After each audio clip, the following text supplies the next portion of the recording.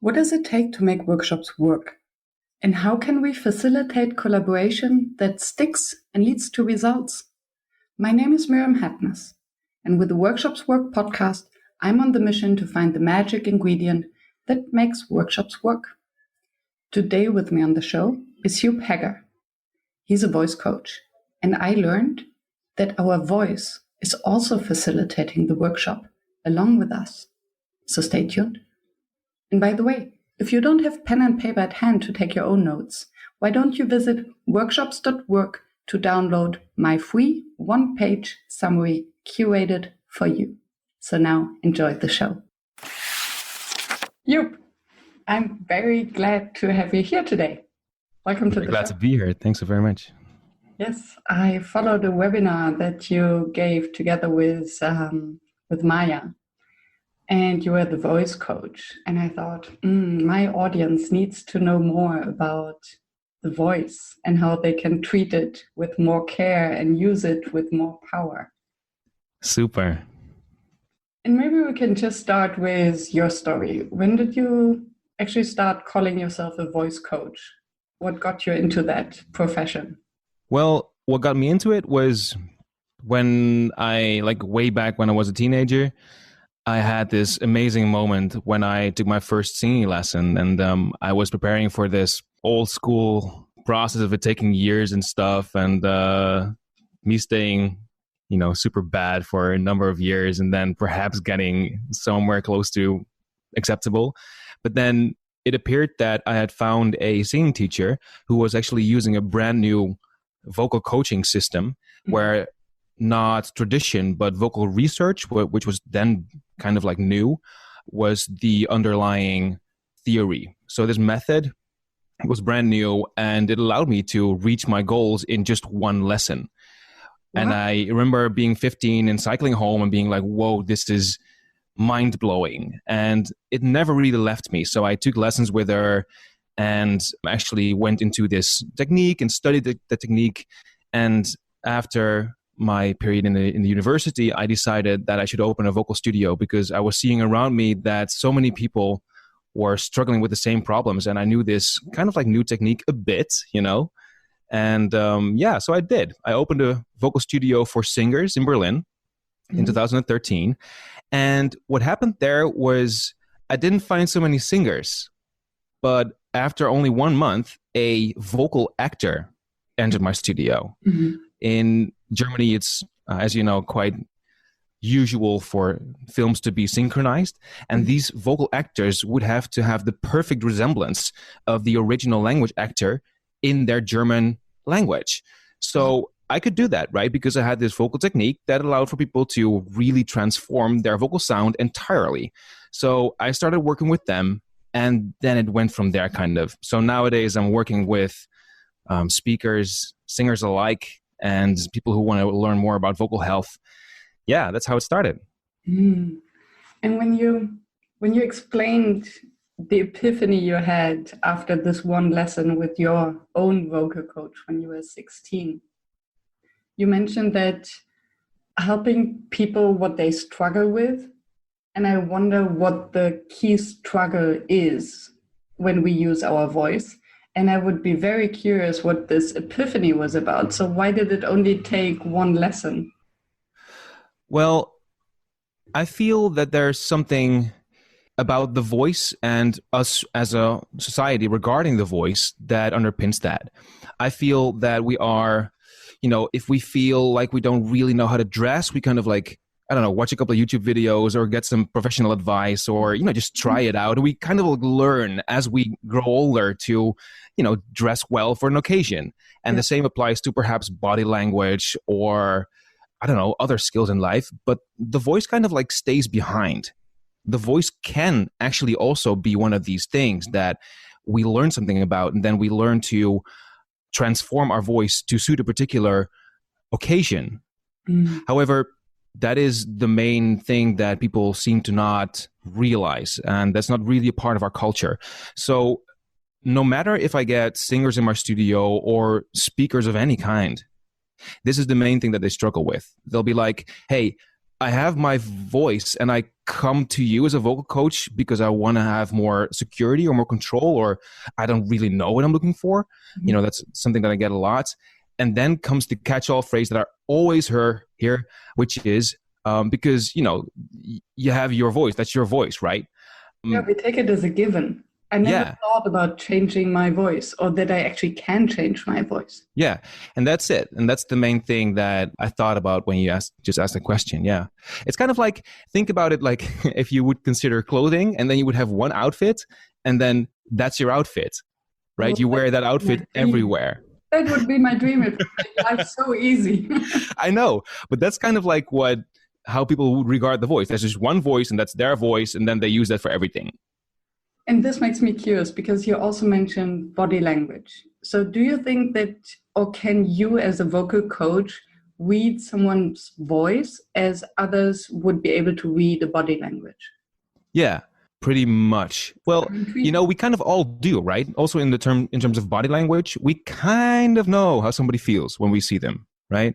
Like when we experience them existing in a room or in front of a screen, like right now, we kind of know. And that's the same with the voice, right? Like we kind of get how somebody feels, even though this mainly happens on a subconscious level, of course. We won't be like, hey, this person has a very pressed, high-pitched voice, so they must be feeling miserable. No, that's not how it works. We kind of like get it. Intuitive, yeah.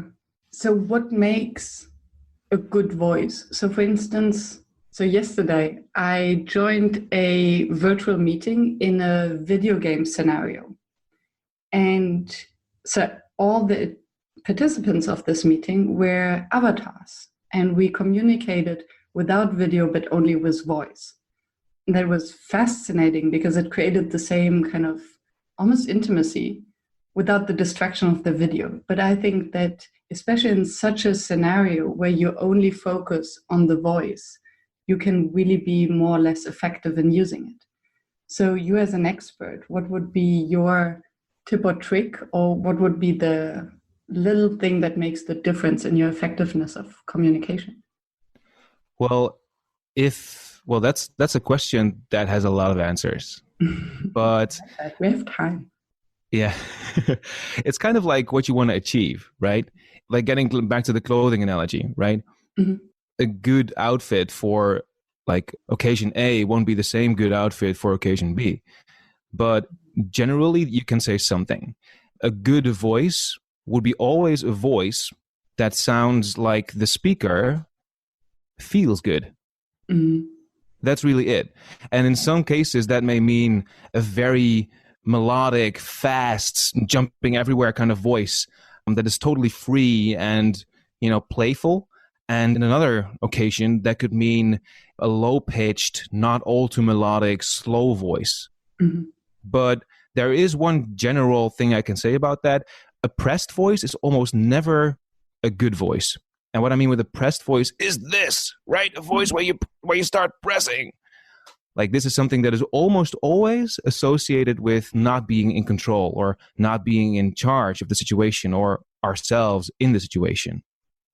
What is the circumstance where we have this pressed voice?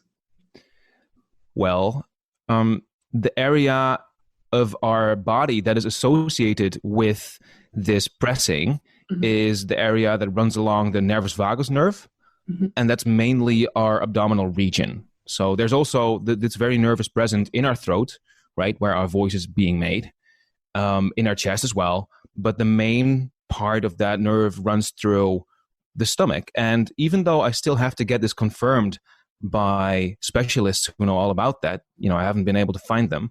I just noticed that whenever people tense up their core, like so, right, whenever you're, as if you were doing push-ups or sit-ups even, or like lifting something entirely heavy, then the voice starts blocking.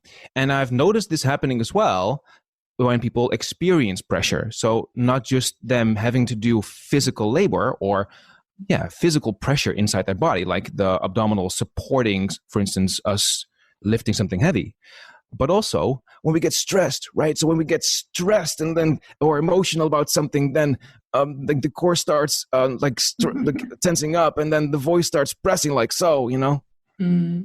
Makes total sense. And it's mostly less obvious than you would think. Like there's gradations. There's not just pressed versus free. There's a sliding scale, right? And I noticed that a lot of people, especially in online meetings, are a bit pressed in their voice. So this would mean that they feel uncomfortable or under pressure? Yeah, in a sense. That doesn't have to be conscious, right? We can also subconsciously feel that. And I can imagine that this immediately also links to a training of posture and how to relax the muscles. Because I assume if my voice gets impacted, if I'm under pressure and I'm tense, this would mean that my voice also loosens up if my body tension loosens up. Would you also use that in your training, or is it a different? Well, sometimes, but I favor hearing exercises. Like it helps particular individuals a lot when I do relaxation exercises with them combined with vocal exercises. So I do incorporate that in my work sometimes. And in workshops, I would spend a portion of time addressing that this is an issue. Mm-hmm. However, look, in my work as a coach, I'm trying to make myself not needed anymore, right? As soon as possible.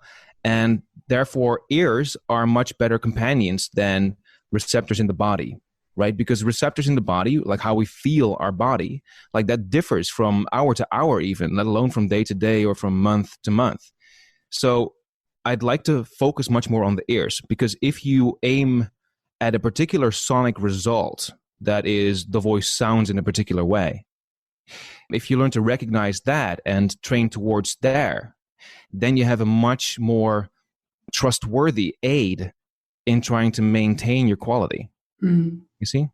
So does this mean that I would have to record myself and listen to myself in order to train that and keep on track?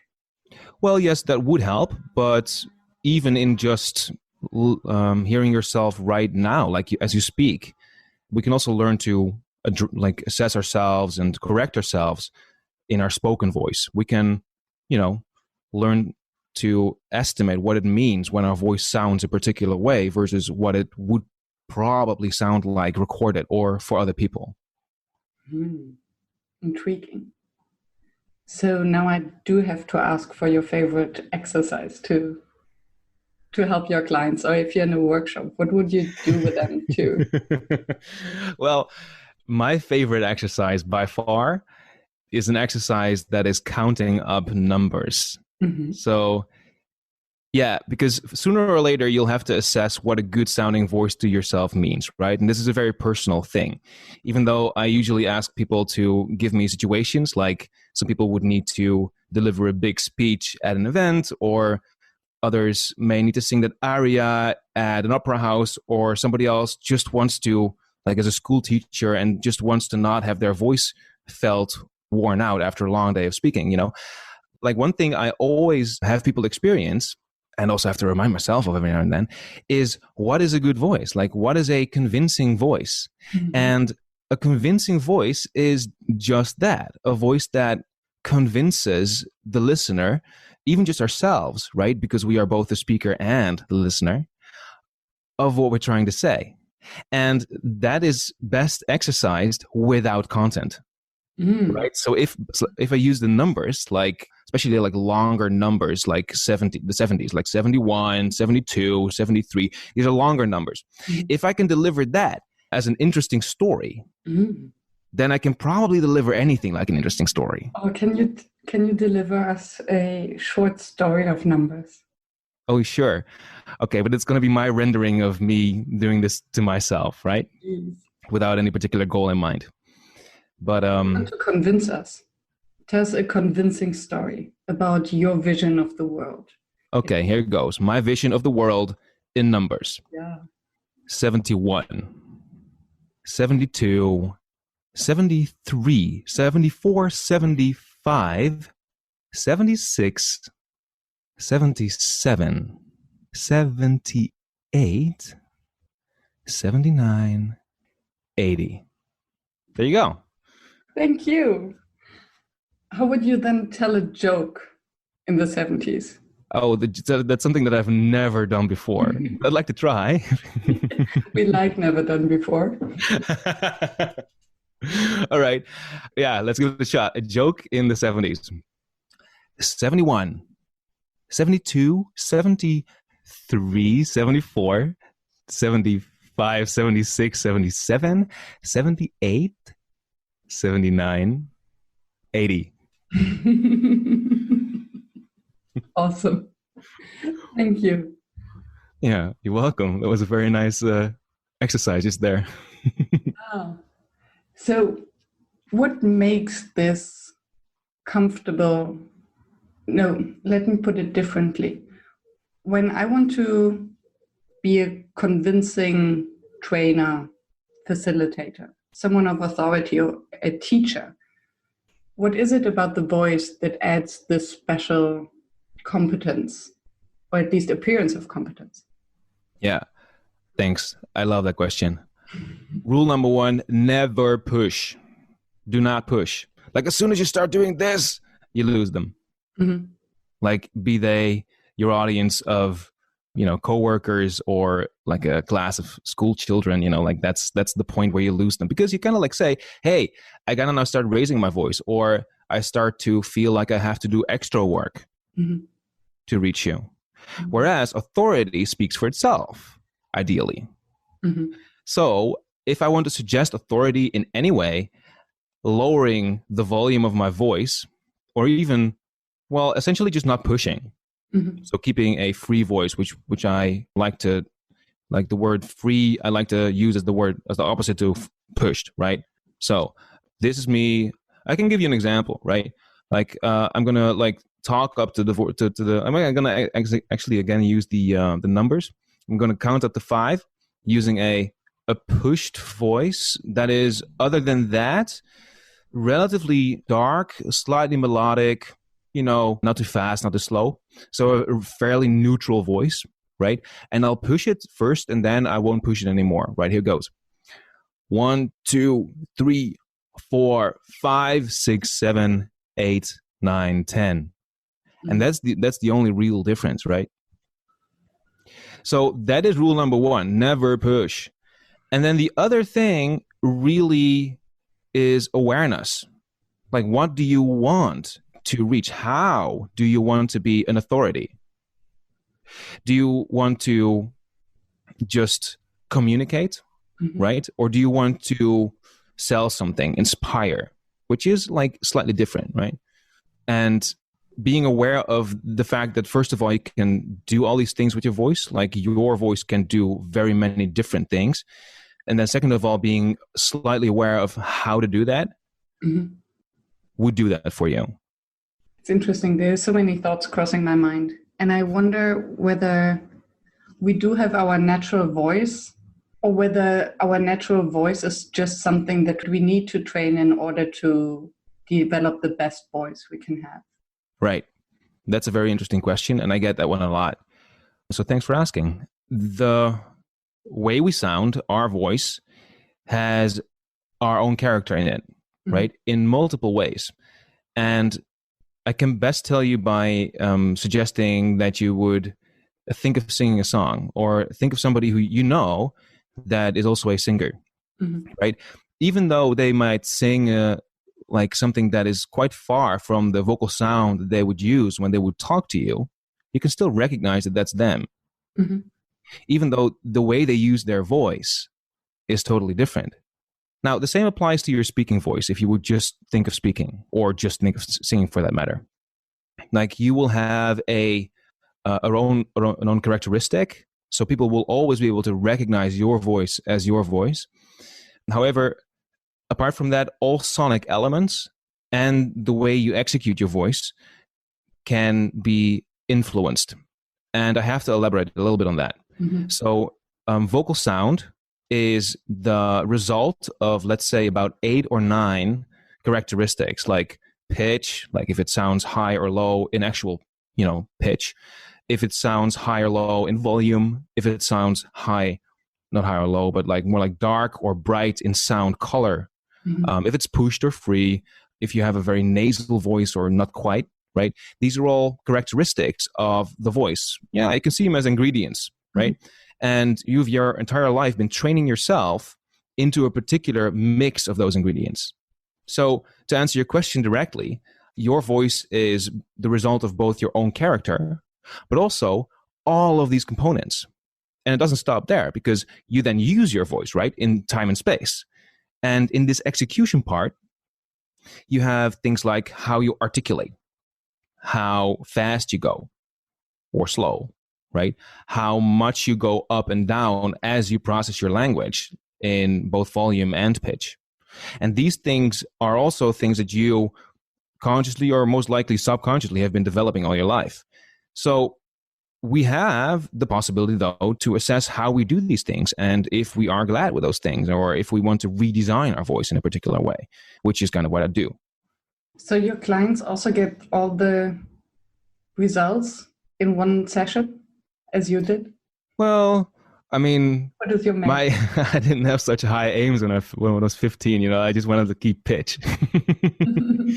But no, it's actually quite effective, this method. It's been like the research has not stopped in the 90s, right? It's been continuing. And actually quite recently, the Vocal Institute, with which I'm affiliated, they released their newest work. So, and it's like processing, right? The voice is a field where we know a lot of now, but certainly not everything. And yeah. So what is the method about? Well, the method really is about making it as easy as possible for anyone to learn about how they can change their vocal sound. That's that method from that institute. I combine that with my own insights, and especially around vocal health and how it's implemented for speakers. That's something that I needed to look on for, I guess, do some research of my own. And I'm not, finished in terms of research, but the method really entails, how to answering the question as effectively as possible for an individual that is in front of me in this case. How would they understand best what they need and then how they could get there? And when you say vocal health, what exactly do you mean? Right. With vocal health, I mean that the voice is the result of of something, as a couple of processes in our body, right? There's at least 14 muscle groups contributing to the sound of our voice. 14. So, yeah. And if you are less strict, right? If you include the muscles in the upper body and the neck, and then the head as well, then you get to a much bigger number. And vocal health basically means in what state all of these muscles are, with the vocal folds themselves and the tissue around it being the highest priority. Mm-hmm. Now, to give you an example of a voice that is not being treated healthily, if you feel like your voice is worn out after a day of speaking, your voice is not very healthy. You're not using your voice in a healthy way. And that's the most straightforward example that I have. Mm-hmm. So what can we do to avoid it? Well, there's a number of methods. There's this method that was coined in the beginning of the last century that is now known commonly as Lax-Vox, or the tube method, that involves blowing through a tube into a body of water, like a bottle, and making vocal sound like blah, blah, blah, blah, blah. Mm-hmm. And that'll actually help your vocal folds, actually the skin of your vocal folds, or actually the subskin of your vocal folds, to get straightened out, to get massaged and feel okay, so that then the voice functions better.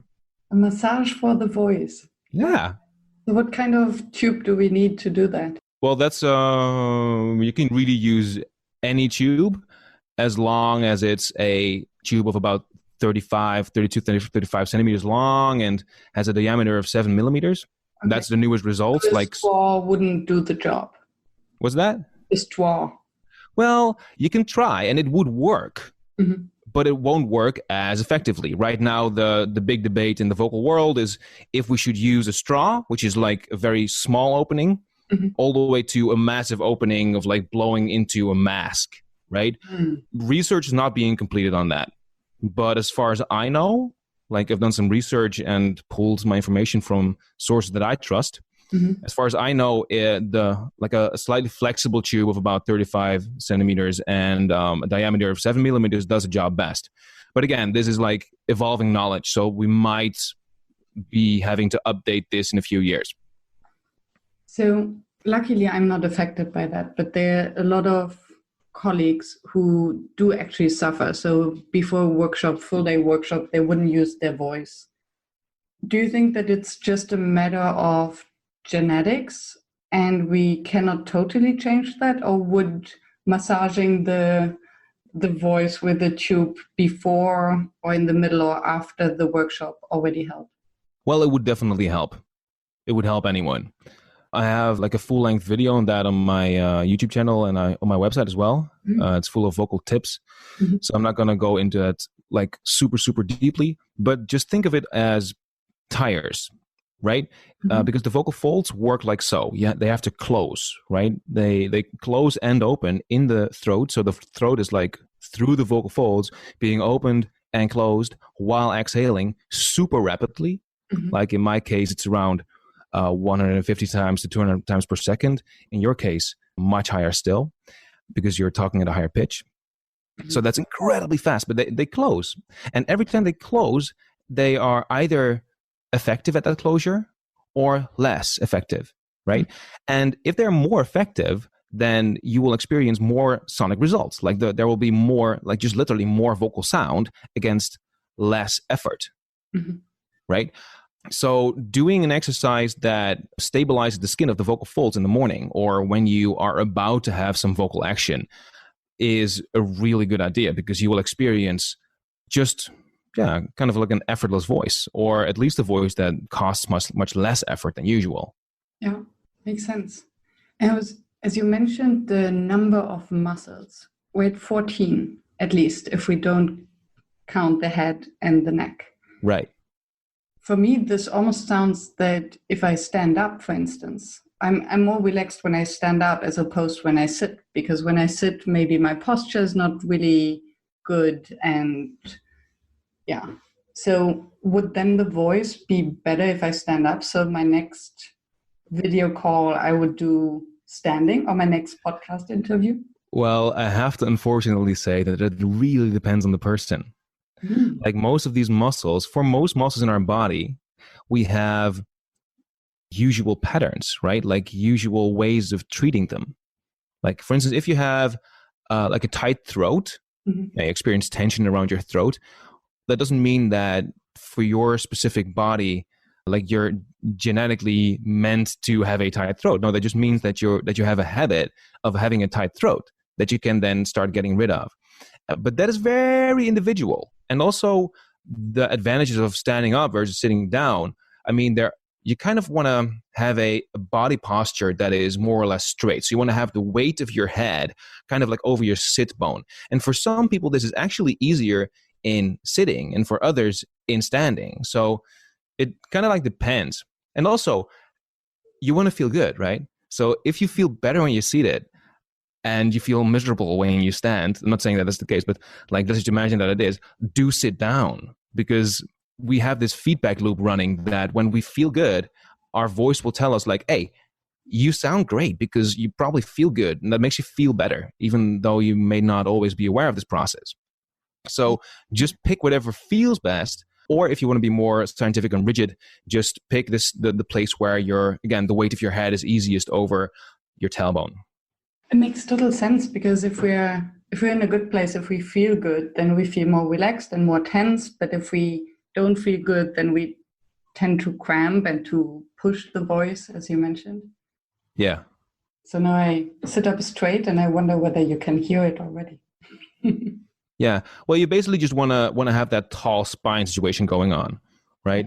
I used to always say, stand up, please, like some of my colleagues do. But then I ran into a couple of conference hosts who were like, actually, we like to sit down in these seats, like these comfortable seats that we can lounge in. And we want to do this because we have this entire day. We're hosting a panel that lasts 6 hours. So we're not going to stand up. And I was like, okay, that's legit, Like if you feel better in a particular position, then that's that. But I did advise them to take into account where they had length in their body. What you want to avoid is kind of like have your head be all the way in your chest and have your like ribs cramp your abdominal muscles. That's something that you want to avoid. Hi, this is Andrew. I'm a facilitator and head of customer success at Session Lab, the dynamic workshop planner tool. More than 30,000 facilitators, trainers, and coaches use our workshop planner tool and save time and effort in the design process. So, how do they do it? Our drag and drop agenda builder makes it easy to transform your ideas into high-quality workshops, and the timing of your agenda automatically updates when you make changes. You can collaborate in real time with your colleagues and easily share professional-looking printouts with your clients. And if you need inspiration, you can check out our library of more than 500 activities and exercises and simply drag the ones you need right into your workshop agenda. So check out Session Lab to save time and effort in your workshop design process. And now get your first 2 months of Session Lab Pro absolutely free at sessionlab.com/workshopswork. Would you advise a different tone of voice depending on whether you speak to an audience in a physical space as compared to through a microphone or through a screen? Well, that depends on the question if the physical space is amplified or not. Right? So I would say that amplified things, like just we're actually meeting like on the screen right now. So this and a stage performance where I'm amplified are not very different, right? Because I have a microphone in front of my face regardless. Yeah. So the question should actually be, what does having a microphone on one hand mean versus having none on the other? And there the answer is not so much, right? What you would be perhaps tempted to do when you have no amplification is raise your voice, right? Raise your voice both in pitch and in loudness. Now, I would never raise my voice in terms of pitch, right? Because again, that does not, in most cases, in most human bodies, that would result in like a bit of pushing as well. And that's what we want to avoid because, again, then we don't sound like really trustworthy and having authority. So we want to avoid that. But we can speak louder, at the place where I have a studio here in Amsterdam. It's a fantastic compound, and I give tours there like many other people who have a space there just because they're absolutely thrilled by how fantastic the initiative is. And they just want to tell audiences about it. And there, I do find that I raise my voice every now and then in terms of loudness. But luckily, I know what to do, vocally to not, first of all, wear out my voice when I do that and not start pushing so that I can retain my my low and comfortable sounding pitch and not start pushing while it's actually being a bit louder. But that's like an exception. I think it's safe to say that in almost all cases, unless your natural sounding voice would be very soft, that you can just do the same in a room with or in any case without an amplification. And I wonder whether this is maybe a difference between a female and a male voice. But very often when a female voice wants to speak louder, we get into higher pitches. And I don't know whether this is maybe an emotional reaction or just because we don't know how to use our voice differently. So what would be your advice to speak louder without getting higher in the pitch? Well, first of all, to the introduction of your question, that does happen to female speakers a bit more. That's true, but I wouldn't say necessarily much more. And it's certainly not physically necessary. Like it happens to men as well. Like men having an emotional reaction will also raise their voice in pitch, right? Unless they're really well trained. Now, it may be that society prepares us differently, being male or female, for how we treat our voice in different situations, right? Like it may be that men get trained consciously or subconsciously to keep their voice low in pitch, regardless how they feel, and the other way around, right? But it's definitely not physically necessary. And then to get to your actual ending of the question, so what can we do about it, essentially, is imagine a hooligan, like imagine a football fan. Like most people can do that. I've been in workshops with almost exclusively females, and I was like, hey, can you like blast out pretend that you're blasting out your football club's anthem, even though you may not be a football fan at all, like myself. Like this stereotype works, and this proves immediately that we can do it. Now, what happens in your body when you typically do that is you slightly lower your larynx. And if I exaggerate that, you hear that my voice starts getting darker. So I amplify the dark nature of my voice, or the dark sound of my voice.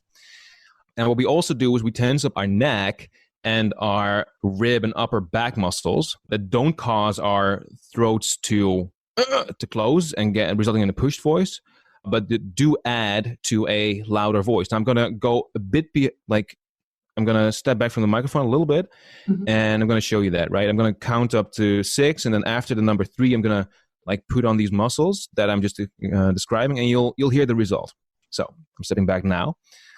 1, 2, 3, 4, 5, 6. So these are supporting muscles in your body, and that's kind of like that's you're making yourself broad, essentially, right? So not really like squeezing your abs, but rather broadening yourself up as if you're, like you're standing with your arms spread on the top of a mountain. Mm-hmm. So this actually means that you need quite a body awareness of how to your muscles yes, actively. But you also get there by perhaps getting there through a stereotype like the football fan, or, and that's my favorite way of doing it, by trusting your ears. Right? So if you're saying, hey, I'm going to be louder now, like I'm just testing this for myself in my home or my office or my safe space, wherever that is, right? Not being emotional right now or heavily emotional. I'm just going to go and test it. Like I'm going to stand up, widen up a bit, and then just try to get louder without starting to squeeze my abs. That's really it. In other words, I'm trying to get a louder sound out of my body without trying to sound pushed. Or rather, I don't want to sound pushed, and the only rule is I cannot sound pushed. And then I go louder. And that usually works. Okay, so I tried the exercise that you did. So I step a little bit back from my microphone. Okay. 1, 2, 3, 4, 5, 6, 7. There you go. Did you hear the difference? Did it sound? Definitely did. Yeah, you sounded louder to me, and not just louder. You sounded more powerful or something. So, what would you recommend me as a podcaster? How can I use my voice differently?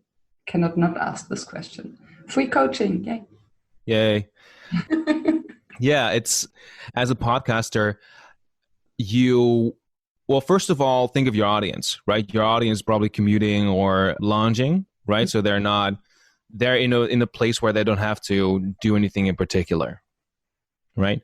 So you want to facilitate that. You want to not sound too loud or have too large differences in loudness. Like our voices right now are fairly soft, and it would be weird if one of us would start screaming, right? But we do have to maintain a narrative, right? We do want to catch our audience attention and keep them on board. And in a room, like changing loudness levels does part of that. So we have to make up for that not being a possibility right now. So the other things at our disposal when we think of the execution of our voice are melody and speed, right? Oh, and articulation, right? You do want to overstate your articulation a slight bit for the simple reason that you know what you're going to say, but perhaps your audience doesn't. Most probably they don't. Right. By the way, that's one valuable tip. Like I just ran over it, but that's something that most people do not do. But like if you think about, okay, I cannot change my loudness levels too much, but I want to keep my story interesting. What you can do is you can speed up and slow down, right? And speed up and slow down, which I did during that example of me counting up the 70s, right? That's a way of saying, hey, this is going to be interesting. Hey, this is going to be interesting. Hey, this is going to be interesting, like all the time. And you can use much more melody than you would usually do, which, by the way, I would certainly do, because if we are not speaking very, very loud, or if we are allowing ourselves not to have very many loudness differences.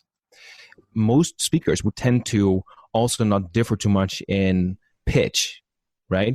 Mm-hmm. So that results in your typical monotonous voice where the speaker just goes very monotonously, like not really changing their voice around very many pitches, but actually like staying around their two favorite pitches, perhaps three. Whereas that really reminds me of my university times when I had these professors who would do just that, and like myself falling asleep as a result. So when I am not really talking very loud, like I'm doing right now, you can hear that me changing the pitch of my voice to tell you where I'm going with my story really does make a difference. And like team that up with speed and you're good to go, essentially. Awesome. And I wonder what tip you would have, as you mentioned it, to emphasize that now I'm saying something important. Mm. So is it kind of bringing the voice back home? So closing on a low? Yes, but that would sound different if you would like analyze it in terms of what am I hearing? When something like that happens, what I'm hearing is the melody goes down. Mm-hmm. So we have a downward slope in the melody. And the speed is slowing down towards the end, after which word there will be a pause. Mm-hmm. So I can go and do that again in my 70s, right? I'll go 78, 79, 80. That's an obvious end. Mm-hmm. But I can also use that to emphasize something. It's a common practice for speech, for good speechers, right? Mm-hmm. To be like, hello, and then start. Or good afternoon, ladies and gentlemen. Right? I have not said anything of any actual value, right? But what I've done is through my speed and my slope in my melody, I've told everybody, and my pause afterwards, I've told everybody, hey, I'm an authority. I'm worth listening to. Can I please have your attention now? And it's impressive because it's almost like guiding the listener to sit up and, okay, I'm ready to pay attention now because I don't want to miss that. Yeah. And this applies, like, these are two simple examples, right? Like, that's just the ending, the actual ending and the actual beginning. But this applies to everything inside the body of the speech as well. So if I want to stress anything anywhere, parts of this same dynamic will apply there. And that's, that's a bit like, that's beyond the scope of what I can explain here because I would need a little bit longer, but that's what makes up our use of all of these elements, these ways of executing the voice in the body of a speech or podcast or whatever you're using your voice for. I could go on and on this topic, but something else came to my mind that I really want to ask.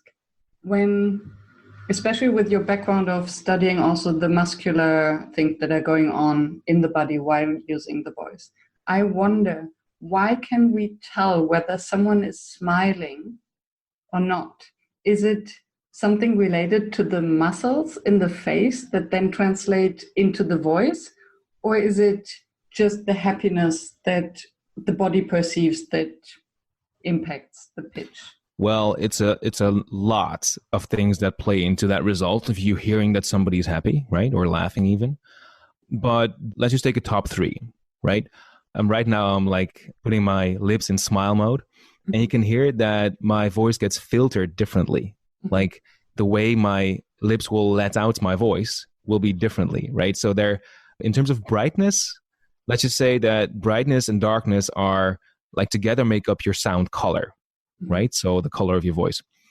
Where if I would close my mouth in a U or an O form like so, you can hear that my voice starts sounding darker, right? So my lips are actually filtering out the brightness and amplifying or favoring the darker quality of my voice. Whereas if I'm like spreading my lips right now, you can hear that actually the darkness gets filtered out a bit more. Right?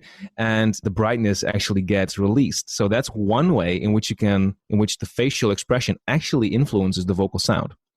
Now, the second thing, if we move back towards the throat, is your soft palate, right? So kind of like the ceiling of your mouth, if you will.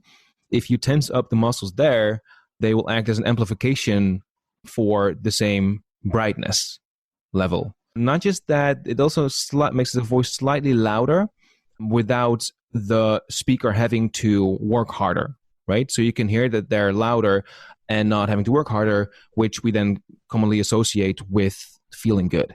And then, that's the most important thing, when we laugh, we tend to usually not have any problems, right? So we don't push.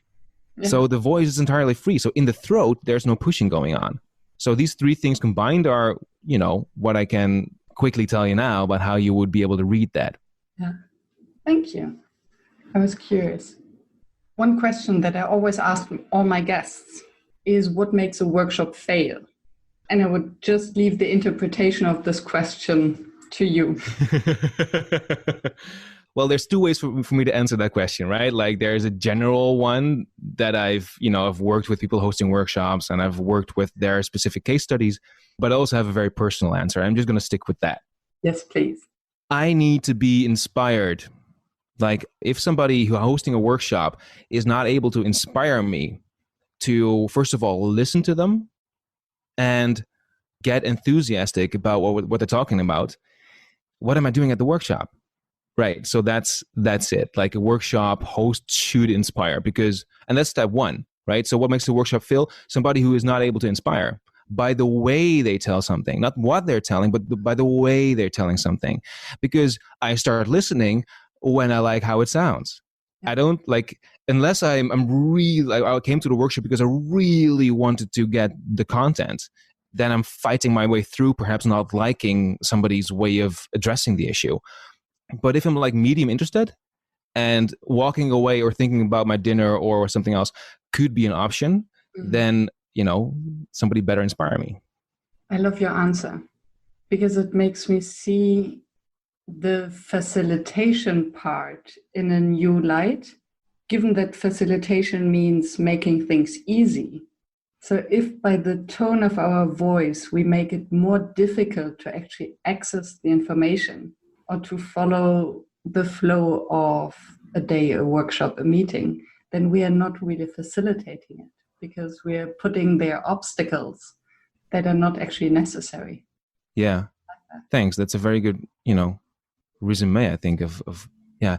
Hey, and I want to add something to that, which is that I've noticed people being afraid of exaggerating, right? Especially here in the usually cold north, where people don't want to be too much out there. People would be reluctant to go beyond what they would feel as being normal, right? So that includes their enthusiasm about a subject. But the point is, like I said earlier, in a different relation to something voice related, we as facilitators, coaches, we know what we are going to say.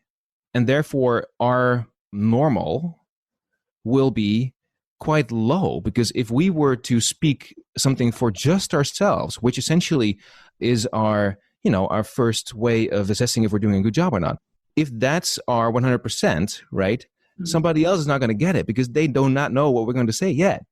So we will have to exaggerate to get them on our level. And that's a simple trick that really blew my mind when I thought about it. And that's something that vocally always goes wrong. And this makes me, have one light bulb moment after the next. So when I like to ask a check-in question where I ask teams, do you speak to think, or do you think to speak? Because this tells a lot about team dynamics and how they communicate. Now, when I hear what you just said, if I'm a person who thinks to speak, so I know what I'm going to say, so my voice will tentatively be lower, because, I'm speaking to myself and it will thought through. Whereas these people who think to speak, they're basically thinking out loud, they're blubbering. They might have more intonation and they might be louder just by nature, because they don't know what they're going to say. Have you observed that? Does it make sense? I have, actually. And when not the specific phrasing that you use, which is very clear, thank you for giving me that phrasing. I typically advise people to do both. because that results in the best vocal flow. And also you're telling your audience, hey, I'm with you, but I'm thinking, but I'm with you. Mm-hmm. I'm thinking for you. That's why my voice is continuing, but I'm not rambling all over the place. Yeah. So it's like the perfect middle ground. Love it. And I cannot believe that our hour is almost over. So if someone in the audience, for a reason that I cannot even imagine, fell asleep after minute 1, just woke up and thought, I don't have time to listen to the entire episode again, what would you like this person to take away? Remember that your voice is not just the way it is naturally, but that you can be aware of what it does, how it works, what you want to accomplish with it, and that you can learn how to do just that. Wonderful. Thank you so much, Joep. It was a pleasure learning from you and hearing, just opening the horizon of what else there is related to facilitation. I will put all your information in the show notes and the link to your YouTube channel, and I will explore it a little bit further. Super. Thank you so much for inviting me today. And I hope that we'll hear each other soon. Absolutely. Thank you. Thank you for staying tuned and listening to the show. I appreciate your attention as I know how busy you are. If you enjoyed it, please subscribe and engage by sharing your comments and thoughts, and visit workshops.work to download the one-page summary. I'm looking forward to seeing you back at the next episode, and I wish you a fruitful day.